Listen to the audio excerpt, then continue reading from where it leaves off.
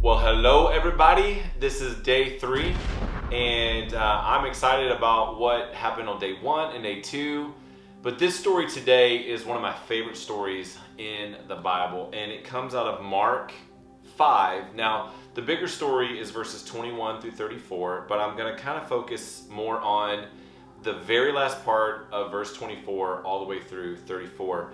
And it's really a story that I need you to get grounded in where you are right now. And for the next few minutes, just kind of position and place yourself in your brain where you can really connect and focus on Jesus. So basically, Jesus was on his way, and he was on his way to go perform a miracle. Like someone needed help for their daughter, and Jesus was on his way to go do that. And that's where we pick it up in verse 24, where basically there was a lady who had this condition that caused her to bleed for 12 years.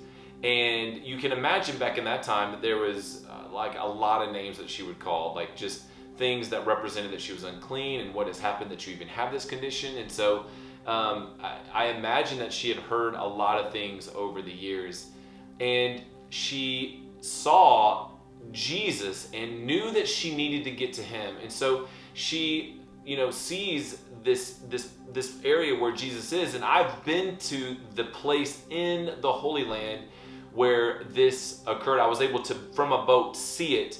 And it was explained to me that where Jesus would have been walking, there would have come to this place where it was between like either a wall or like a place in a building, and another side that kind of would have, as the crowds were following Jesus, that it would have kind of gotten to where, man, there was a lot of people in this like smaller area that's following Jesus.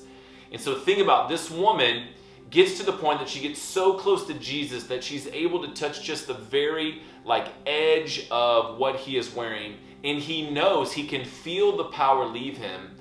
And he's like, who touched me? And his followers, his disciples are like, what are you talking about? Do you not see all the people here? And Jesus knew that something had happened. And so he basically asked, and I can't wait for you to read this story on your own, these 10, 11 verses.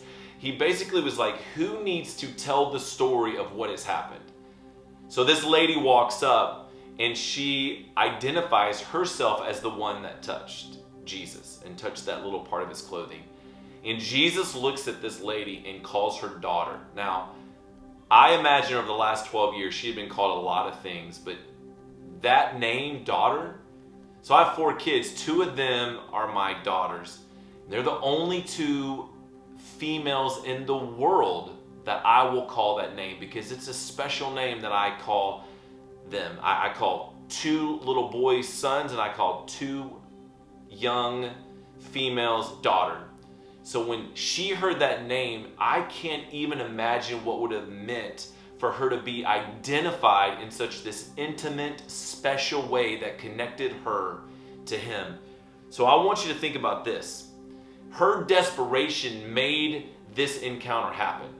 And Jesus got interrupted on what he was going to go do. But her desperation made it happen. Now, if you can imagine, a woman that had had this condition for 12 years was probably weak.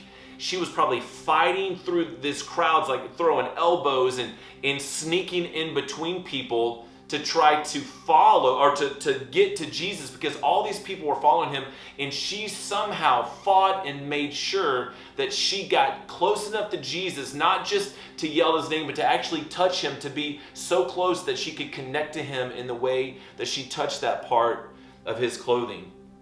Talked about in verse 26, and you'll read this, she had tried everything else, but she knew in her desperation she could not stop short of getting to Jesus now. She had to get to him. She fought through the people, and she fought through maybe the insecurity she had to get to him, and Jesus was okay with this interruption. And you see that just in not only the fact that this healing occurred, but in verse 34 that she is called daughter.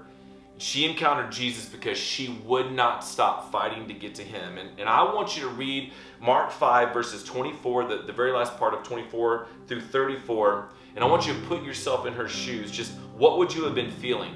At what point would you have stopped?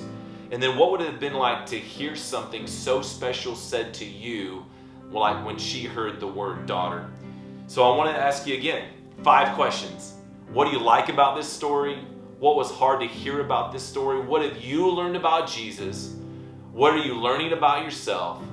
And what are any truths that are leading you to be obedient today from hearing this story and now getting a chance to read? So listen, I hope that this story means a ton to you because I love it, and I cannot wait to see you guys again tomorrow.